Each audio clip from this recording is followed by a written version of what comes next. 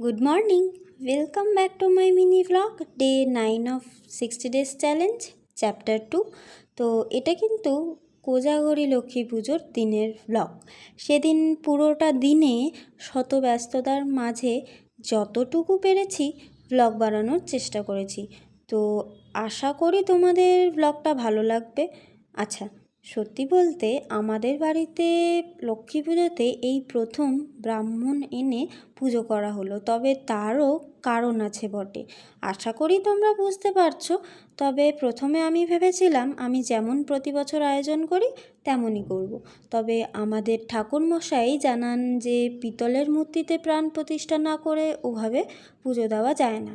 যাই হোক, যাকে এত ঘটা করে ঘরে এনেছি তার পুজোরও তো ঘটা করে আয়োজন করতেই হয়, তাই না? আচ্ছা, তো সকাল সকাল উঠেই ফ্রেশ হয়ে বসেছিলাম মা লক্ষ্মীকে যেখানে বসানো হবে সেখানে একটু ডেকোরেশন করতে, এবং তারপর লক্ষ্মী পুজোর সবথেকে গুরুত্বপূর্ণ অংশ যেটা ছাড়া লক্ষ্মী পুজো অসম্পূর্ণ, অর্থাৎ আলপনা দিতে বসেছিলাম।